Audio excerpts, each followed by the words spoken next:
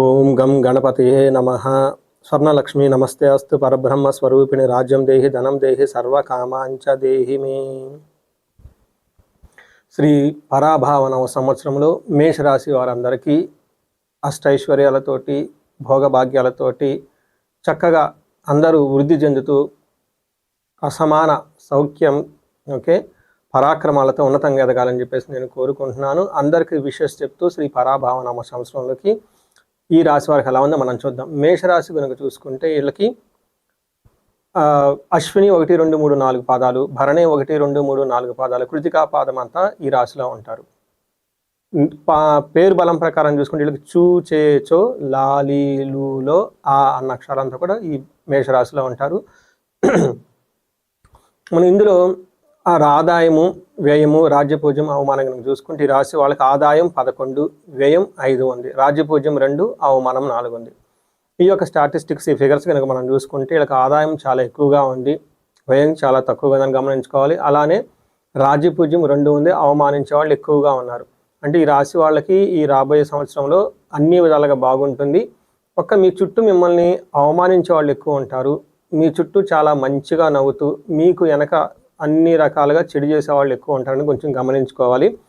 ఇంకొక ముక్కలో వీళ్ళకి శని యొక్క ప్రభావం కూడా ఉండటంతో జూన్ తర్వాత ఇలా నమ్మించి మోసం చేసేవాళ్ళు ఎక్కువ ఉంటారు.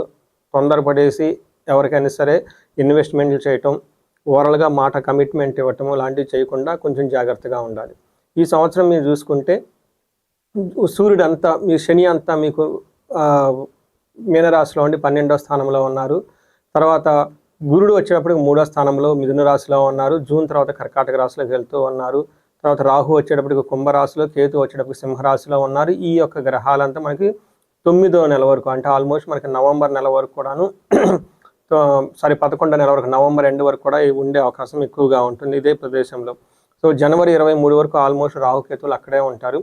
ఈ ప్రకారం చూసుకుంటే ఈ యొక్క గ్రహస్థితిని బట్టి మనం చూసుకుంటే మహర్షులు మనకి సంస్కృతంలో ఏం చెప్తారంటే లఘుగోచరం సూక్ష్మగోచరం అన్న కాన్సెప్ట్ ప్రకారం చూసుకుంటే వీళ్ళకి అర్ధవిహితం స్థితి నాశనం సౌఖ్యం శౌకం అని చెప్తారు. అది మనకు ఫస్ట్ 6 months. అయితే 6 months తర్వాత ఎప్పుడైతే గురువు మారుతూ ఉంటారో జూలై జూన్ మంత్లో వీళ్ళకి అర్ధవిహితం బంధు క్లేశం సౌఖ్యం శోకం అని చెప్తారు. అంటే వీటి ప్రకారం ఏంటంటే వచ్చే ధనం మీకు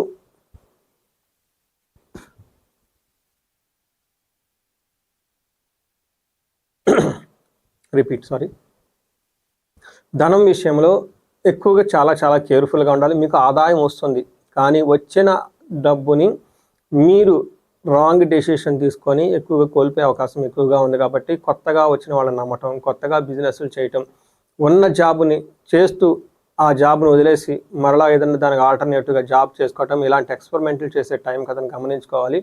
ధనం కోల్పోయే అవకాశం ఎక్కువగా ఉందని గమనించండి. తర్వాత మనకి ఏమవుతుంది ఏంటి అని ఇంకా డీటెయిల్స్గా మనం చూసుకుంటే శనికి వీళ్ళకి 12వ స్థానంలో ఉన్నారు. శనికి వీళ్ళకి ఈ రాశి వాళ్ళకి 12వ స్థానంలో ఉంటే ఇది ఏలినాటి శని యొక్క ప్రభావం ఉందని చెప్తారు.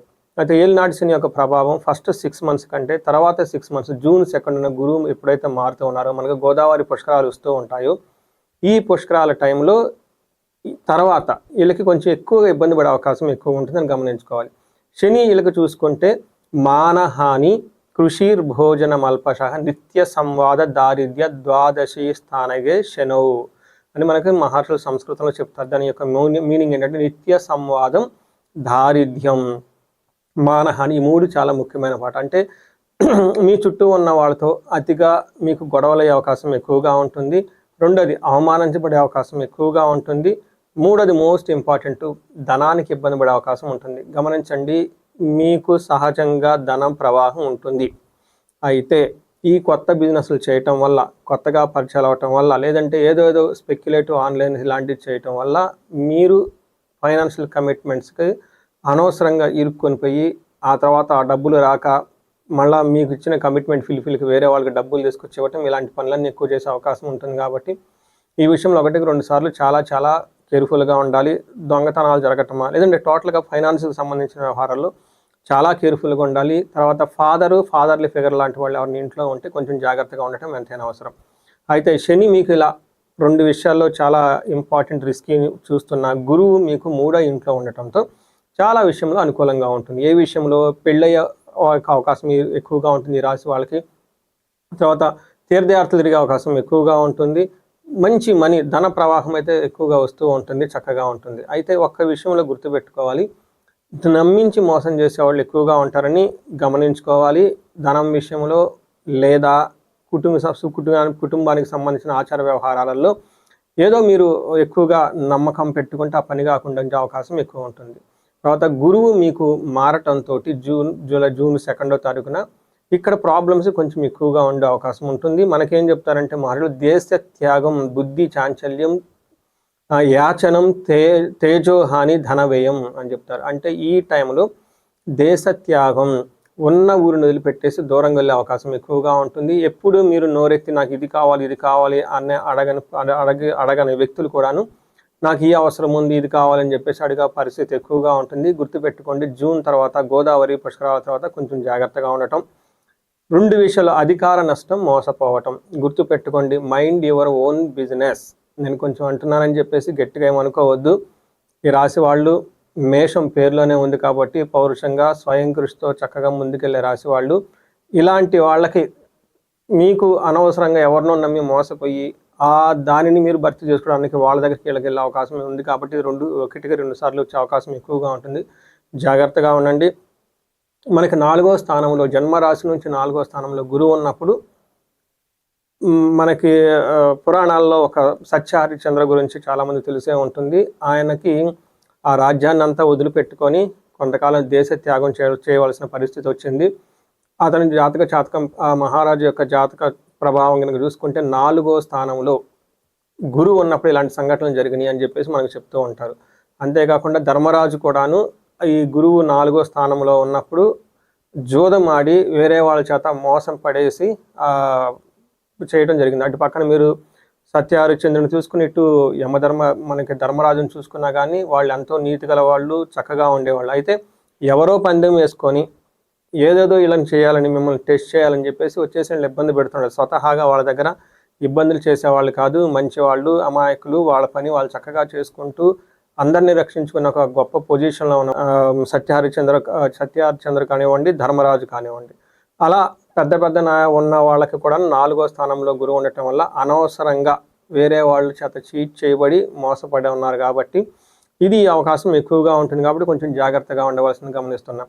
నెక్స్ట్ రాహు, అగైన్ వీళ్ళకి 11వ స్థానంలో ఉన్నారు. 11వ స్థానంలో రాహు ఉండటం వల్ల చాలా చక్కగా కలిసి వస్తుంది. మీకు ఏం చెప్తారంటే మహర్షులు, గో జీవాజీ సంఘానం, క్షీరాన్నాది సుఖ భోజనం, వస్త్రమాల్యాది లాంఛనం, ఏకాదశిగతో ఫణి అంటారు.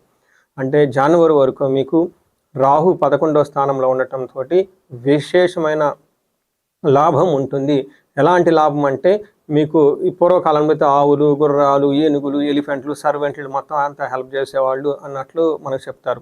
అంటే ఇప్పుడు దేశం కాలమాన పరిస్థితుల ప్రకారం మీకున్న టెక్నాలజీ కానివ్వండి, ఇంటర్నెట్, కార్లు, మీకున్న సర్వెంట్స్, ఇలా ప్రతి ఒక్కళ్ళు మీకు అనుకూలంగా ఉన్నైతే ఎవరైతే ఉన్నారో వాళ్ళంతా మీకు సపోర్ట్ ఇచ్చేసి ముందుకు తీసుకెళ్లే అవకాశం ఎక్కువగా ఉంటుంది.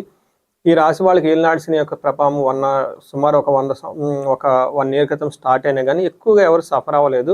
దానికి కారణం ఏమంటే రాహు ఇలాంటి గ్రహాలు చక్కగా అనుకూలించటం వల్లని గమనించుకోవాలి. సో చూసారు కదండి, ఈ మేషరాశి వాళ్ళకి నక్షత్రం ప్రకారం కూడా మీకు ప్రిడిక్షన్ చెప్తాను. అశ్విని నక్షత్రం వాళ్ళకి ఎవరైతే ఉన్నారో రియల్గా గుర్తుపెట్టుకుంటే చాలా బాగుంటుంది. వీళ్ళకి ఎంత బాగుంటుంది అంటే ఇలా ఐశ్వర్యవంతంగా ఉంటారు, సంతోషంగా ఉంటారు, సుఖంగా ఉంటారు, ధన ప్రాప్తి ఉంటుంది, హెల్త్ బాగుంటుంది, ధనలాభము, విశేష ధనలాభము, సుఖము.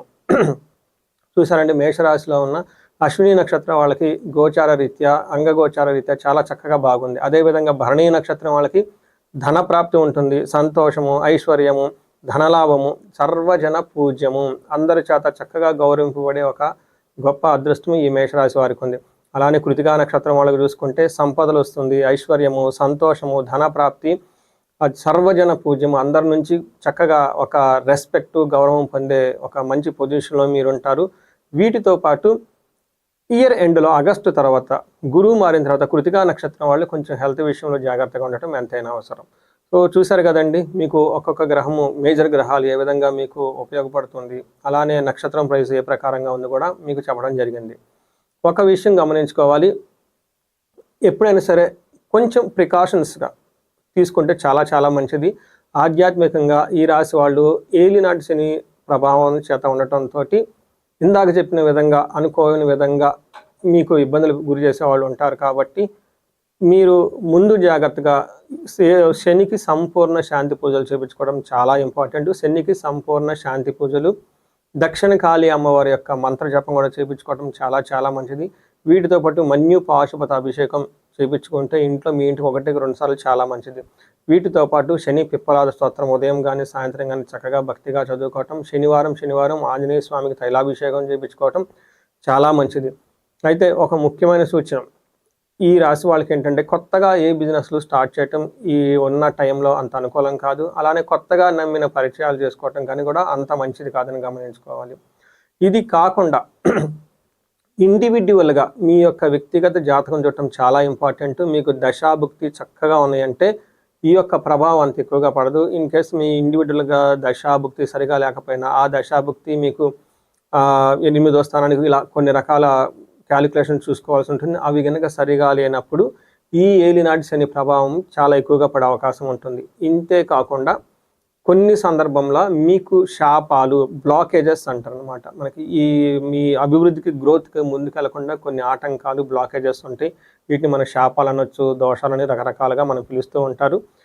ఇన్ కేసు ఎవరికైనా కనుక బాగలేకపోతే ఒక్కసారి మీ హారోస్కోప్ చక్కగా చెక్ చేయించుకోండి తరోగా. మీ వయసు కనుక 35 to 45 ఉండి ఇంకా ఎన్ఆర్ఐలు అనుకోండి, లేదంటే mid level manager, senior level manager, ఇలా ఈ మేనేజర్ పొజిషన్లో ఉండే నాయకత్వ లక్షణాలు ఎవరికైతే ఉన్నారో, ఎందుకంటే మీరు ఒక సీనియర్ పొజిషన్ లెవెల్లో ఉంటారు కాబట్టి 10 years సాలిడ్ ఎక్స్పీరియన్స్ ఉంటుంది, ఎడ్యుకేషనల్ ట్రాక్ రికార్డు ఉంటుంది.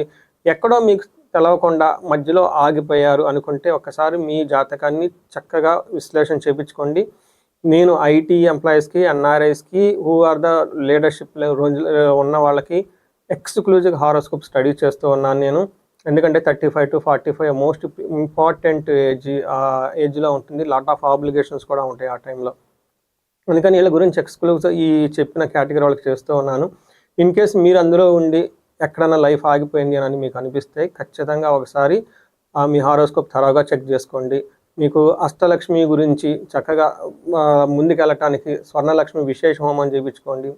తర్వాత అన్యోన్య దాంపత్య పాశుపత అభిషేకం చేయించుకోండి. ఇన్ కేసు మ్యారేజ్కి సంబంధించి కానీ ఎక్కడ కానీ బ్లాకేజెస్ కానీ ఆ విషయంలో బాగలేకపోతే, లేదా మీకు ఇంకా వేరే ఇతరత్ర ప్రాబ్లమ్స్ ఏమైనా ఉన్నా కానీ మహామృత్యుంజయ హోమము, మృత్యుంజయ జపము, ఇలా పెళ్లి కాని వాళ్ళకి అన్యోన్య దాంపత్య పాశుపత అభిషేకం, విశ్వావశ గంధర్వరాజ హోమం, ఇవన్నీ చేయించుకుంటే మీకున్న ఆటంకాలు ఎలాంటివైనా సరే అవన్నీ తొలగిపోయేసి జీవితంలో చక్కగా 10 రెట్లు ఈ శ్రీ పరాభావనవ సంవత్సరంలో మీకు ఎన్నో అవకాశాలు ఉండే అవకాశం ఉంటుంది. ఈ రాశి వాళ్ళందరికీ అష్టైశ్వర్యాలు కలగాలని, భోగభాగ్యాలు కలగాలని చెప్పేసి నేను కోరుకుంటున్నాను. నమస్తే. Hi, this is Karthik. Latest news updates కోసం please follow and subscribe J1 News. పక్కన ఉన్న గంట సింబల్ కూడా యాక్టివేట్ చేసుకోండి. Thank you. Hi friends, this is Kumar. Latest news updates కోసం please subscribe J1 news. Bell icon నొక్కడం మర్చిపోకండి. J1 న్యూస్ ఛానల్ చూడండి అండ్ సబ్స్క్రైబ్ చేయండి. బెల్ మార్క్ కూడా ప్రెస్ చేయండి. Thank you. చూసారు కదండి, వీడియో నచ్చింది కదా? నాకు తెలుసు మీకు నచ్చుతుందని. మరి మా నుండి ఇలాంటి మంచి మంచి వీడియోస్ మీకు కావాలి అని అంటే మీరు మమ్మల్ని సపోర్ట్ చేయాలి కదా. మరి ఇంకెందుకు ఆలస్యం, ప్లీజ్ లైక్ చేయండి, షేర్ చేయండి, సబ్స్క్రైబ్ కూడా చేయండి. మీరు చేస్తారని నాకు తెలుసు. మరొక వీడియోతో మళ్ళీ కలుద్దాం. నమస్కారం.